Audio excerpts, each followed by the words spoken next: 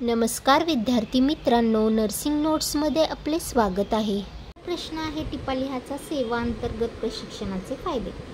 तर सेवा अंतर्गत प्रशिक्षण म्हणजे काय, तर सेवेमध्ये कार्यरत असणाऱ्या कर्मचाऱ्यांना दिल्या जाणाऱ्या प्रशिक्षणास सेवा अंतर्गत प्रशिक्षण असे म्हणतात। आता त्याचे फायदे काय आहेत ते बघूया।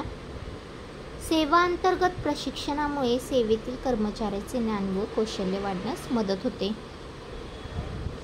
ऐच्छिक विषयातील शिक्षणाची संधी उपलब्ध होते, म्हणजे आपल्याला जे शिकायची इच्छा आहे ते म्हणजे ऐच्छिक, आपल्या मनासारखे विषय घेऊन आपण त्याच्यामध्ये करिअर करू शकतो।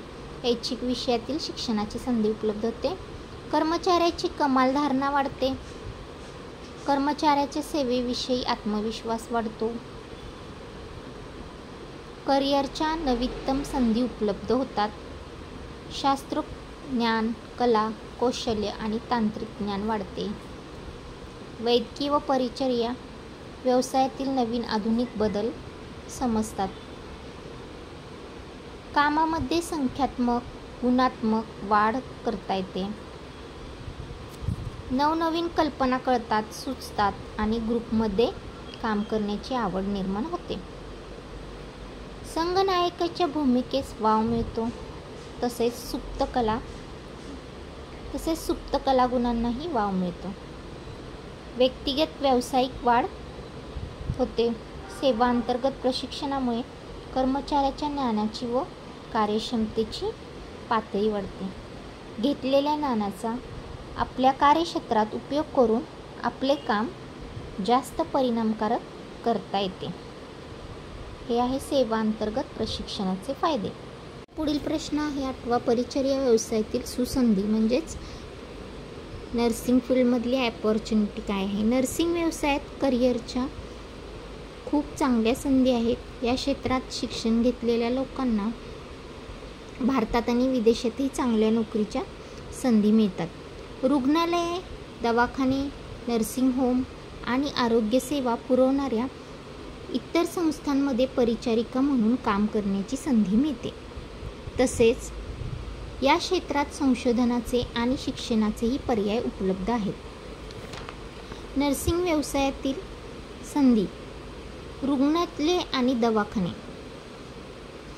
नोंदणीकृत परिचारिका म्हणून काम करण्याची संधी, ICU म्हणजे इंटेन्सिव्ह केअर युनिटमध्ये काम करण्याची संधी, बालरोग आणि गायनेकॉलॉजी विभागात काम करण्याची संधी, गायनेकॉलॉजी म्हणजे स्त्रीरोगतज्ञ, आपत्कालीन विभागात एमर्जन्सी डिपार्टमेंटमध्ये काम करण्याची संधी, समुदाय आरोग्य सेवा, त्याच्यामध्ये आहे ग्रामीण व शहरी भागामध्ये आरोग्यसेवा पुरवण्याची संधी, घरी आरोग्यसेवा पुरवण्याची संधी म्हणजेच होम हेल्थ केअर, शाळा आणि आरोग्य केंद्रामध्ये काम करण्याची संधी, शिक्षण डिपार्टमेंटमध्ये नर्सिंग कॉलेजमध्ये प्राध्यापक किंवा शिक्षक म्हणून काम करण्याची संधी, नर्सिंगमधील पदवी आणि पदव्युत्तर पदवी अभ्यासक्रमासाठी विद्यार्थ्यांना मार्गदर्शन करण्याची संधी, त्यानंतर आहे संशोधनमध्ये आरोग्यसेवा आणि परिचर्या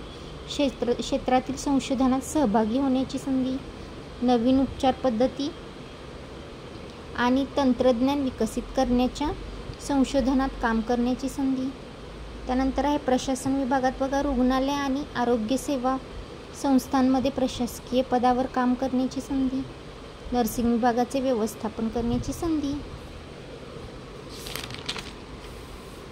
त्याचबरोबर विदेशातले संधी, ह्याच्यामध्ये कॅनडा, ऑस्ट्रेलिया, UK, USA आणि मध्यपूर्वीकडील देशांमध्ये परिचारिका म्हणून काम करण्याची संधी, भारतीय नर्सिंग कौन्सिल किंवा इतर मान्यताप्राप्त संस्थांकडून मान्यता घेतलेल्या परिचारिकांना विदेशात सहज नोकरी मिळते।